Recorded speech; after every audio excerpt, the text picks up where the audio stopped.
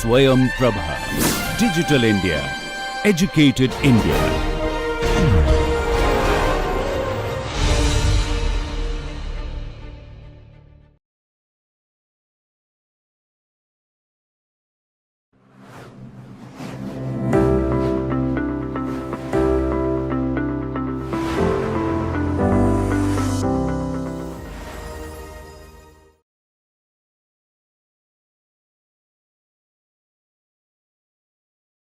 Following the structure of the Constitution is to look at the 12 schedule in the Constitution, which are part of the Constitution.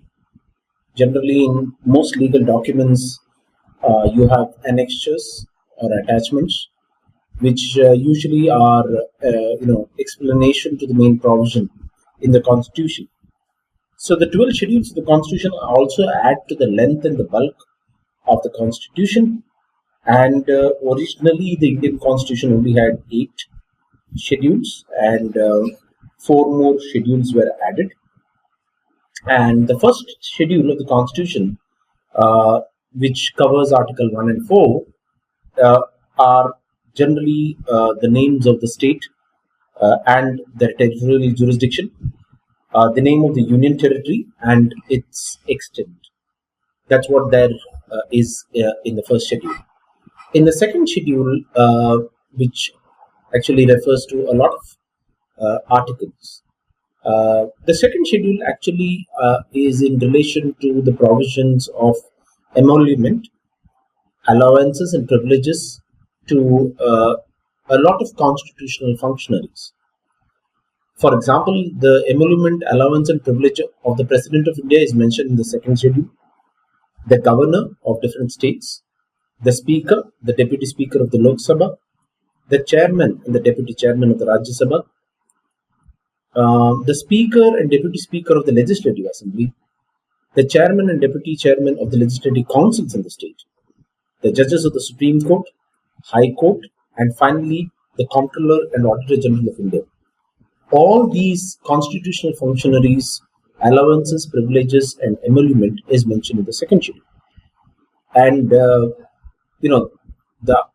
functions of the constitutional functionaries have been mentioned in the following articles: 59, 65, 75, 97, 125. This is not necessarily the exhaustive list of articles, but some of the articles which deal with these constitutional functionaries and their emoluments, privileges are mentioned in the second schedule. So those powers are mentioned, the functions are mentioned in the main part of the Constitution, but the kind of privileges and allowances that they should get is mentioned in the second schedule. The third schedule of the Constitution are about the forms of oath or affirmation that has to be taken by the constitutional functionaries. These pertain to articles of the Constitution 75, 84, 99, 124 and 146. Again, it can include Article 188 and 219 as well. The forms of oath or affirmations of, say, a union minister, or what should be the oath being administered to the union minister, those who are elected as members of parliament, the judges of the Supreme Court, the oath is mentioned in the third schedule. Similarly, the oath that is to be taken by the Comptroller, Auditor General of India, state ministers, candidates for the MLA elections, not candidates, but I think the member of Legislative Assembly, once you're elected, you actually take the oath, and the judges of the High Court. So all of these have to take the oath of the Constitution, and the format of that oath is present in the third schedule. Coming to the fourth schedule of the Constitution, friends, it is about the allocation of seats in the Rajya Sabha to the states and the union territories, and these are pertaining to Articles 4 and 80 of the Constitution of India. The fifth schedule of the Constitution, these are quite interesting and important sometimes. They actually pertain to the administration and control of scheduled areas and scheduled tribes. to be honest, the fifth schedule of the Constitution is an important provision because the management of these scheduled areas which include SC and ST.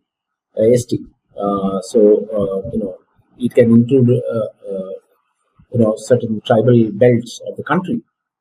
Those are mentioned in the fifth schedule. So that's also very important.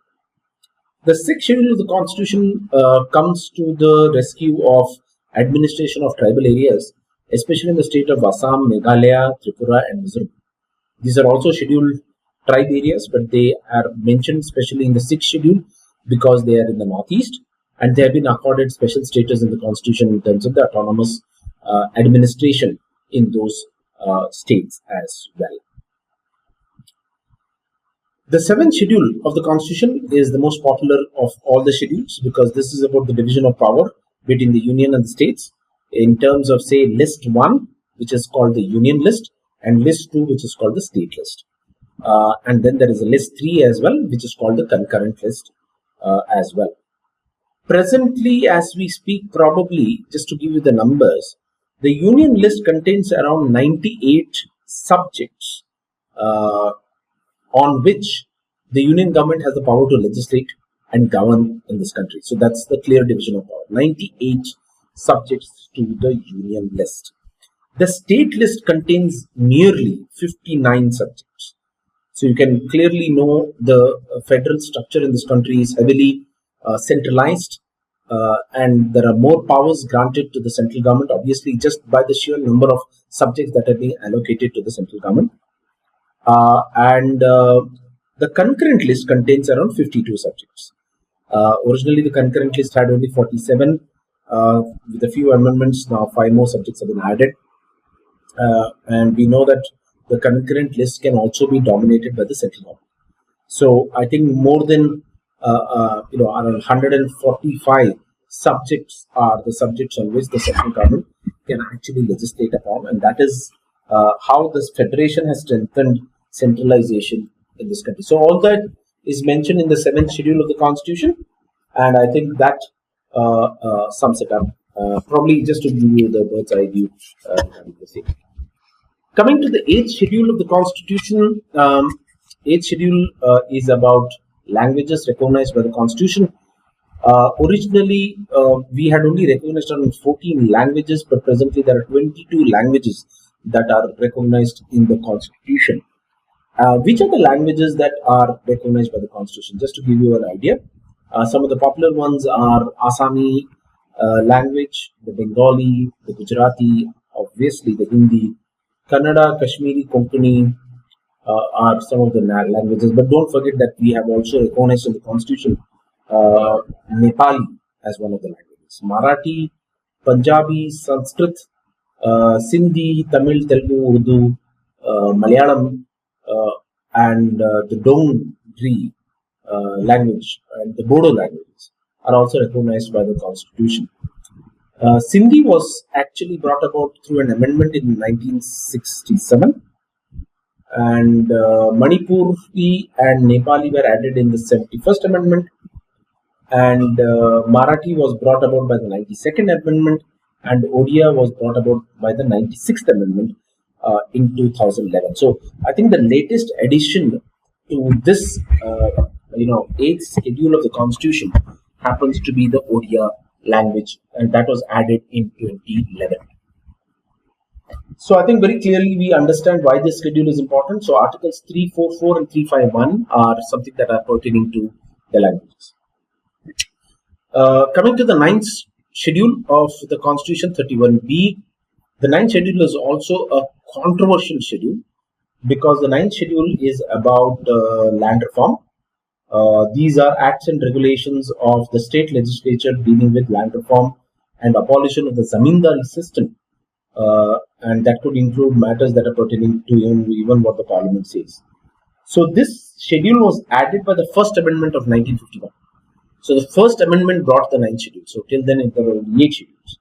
And this was to protect these legislations from judicial scrutiny. Because the land reform and the zamindar system directly affected right to property, which is a fundamental right, and to give them a kind of a special status from the scrutiny of the judiciary and from the interference of the judiciary, the ninth schedule was created. You will notice that once the legislation is brought under the ninth schedule, the judicial review and scrutiny of this legislations could be avoided, and right to property could be trampled upon by the state once this legislations have been brought in this particular schedule. So that was the purpose. So circumventing judicial scrutiny by the parliament happened through the introduction of the ninth schedule.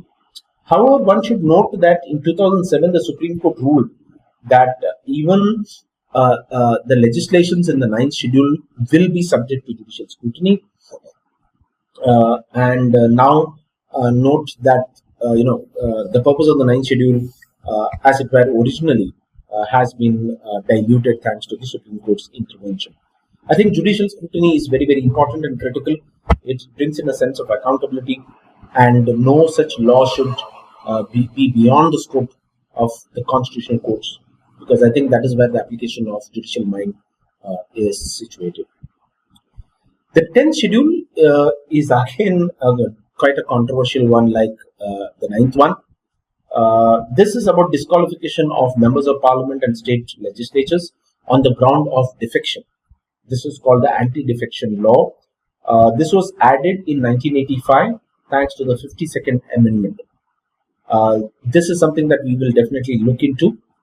This is a very important position of public policy in this country. We should have a detailed discussion on the 10th schedule and the anti-defection law in this India. The 11th schedule is about the specific powers, authority and responsibility of the panchayats, and this was brought about by the 73rd Amendment in 1992. And please note, the 11th schedule has nearly 29 matters that are supposed to be dealt by the panchayats. So that is how devolution of power was supposed to happen, at least constitutionally on paper. Some have happened, but not everything that was required. The 12th schedule talks about the powers, authority and responsibility of the municipalities. It also has around 18 matters, and this schedule was added again by the 74th Amendment Act of 1992. So this is fairly giving you an idea of what is contained in each of these schedules, which adds to the structure of the Constitution of India.